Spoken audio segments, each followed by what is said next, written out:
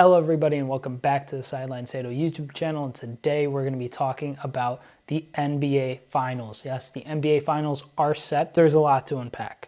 If you like the video, give it a like, comment what your thoughts about the finals and the playoffs so far has been, and subscribe for more basketball content, more sports content. I'm going to keep putting out content over the next several months, so enjoy, stay tuned. So the Miami Heat beat the Boston Celtics at TD Garden in Game 7, 104-93. So I was a neutral for the whole series and for Game 7, and I was just looking for some entertaining basketball and some fun narratives to be spun. 0-150.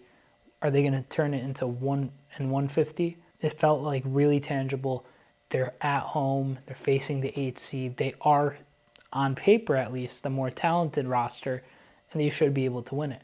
However, as the game progressed, as Miami kind of started playing with more intensity, Boston just kind of played sloppy throughout the whole night. I mean, Jaylen Brown, we'll start with Jaylen Brown because I feel like he's really the biggest of scapegoats post last night with the Celtics. I can understand why based on that Game 7 performance. I mean, 8 turnovers is a career high for Jaylen Brown. He had that one possession where he straight up just like forgot how to dribble and lost the ball to Caleb Martin, and it just wasn't a good look for Jaylen Brown. It broke the Houston Rockets record of most missed threes in a conference final. I think the record was 27. I don't know how many threes the Celtics shot. The full embodiment of live by the three, die by the three. They were just chucking out there. They were hoping that they were going to land, and they were just throwing up Hail Marys. To just kind of finish on the Celtics, Jaylen Brown had a real inconsistent series, inconsistent playoffs. At the end of the day, I still think that Boston should try to extend him. Will they flip him? We'll see. I mean, if they do flip him, it kind of, it just puts Boston in an interesting position moving forward. And I mean, putting Jaylen Brown on a different team, probably in the West, would be an interesting proposition, but who knows how that will go. And then Joe Mazzulla, a lot of people are like, oh, Joe Mazzulla is going to get fired, Joe Mazzulla this. I think that Joe Mazzulla has done a fine job with the current context of things, how he stepped into the role as head coach. He's lost a lot of assistant coaches over the last year, and he's at a place where, he took them to the conference finals. Sure, they went down 3-0, but he got them to Game 7. And yeah, they lost by like 19 points. But it doesn't necessarily discount the fact that he has been generally a very good coach all season. Yeah, he's inexperienced, but he's very young. And honestly, he could be somebody who, could build something really good at Boston. I would prefer that he stays. We'll see how the front office operates with that. The main thing that everyone's looking forward to in this video, the NBA Finals, the Denver Nuggets versus the Miami Heat. This is a matchup that I honestly can't really feel like I feel very excited to watch the basketball that's going to unfold, but there's very little stakes for me in it. I like Jokic, I like Butler. I'd love for either of them to get a ring, and one of them will. And I think that's just awesome. Both teams have really just kind of displayed what it means to be title contenders, and it's been two very different runs, but two very entertaining runs. The Nuggets, they have really played out their skin for a good portion of the playoffs. They swept the Lakers.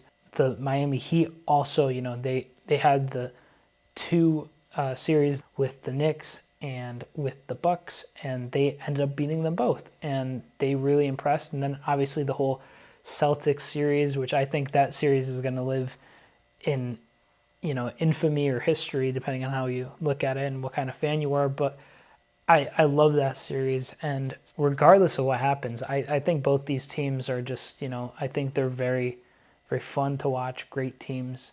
Coach Spo, also Erik Spoelstra, I just got to say, he has been probably the best coach in the league, if not the best, then top 2 coaches in the league for the last 5-6 seasons. He's been there for so long, and he's had such a great kind of impact on the culture there, and I think he just deserves a lot of credit.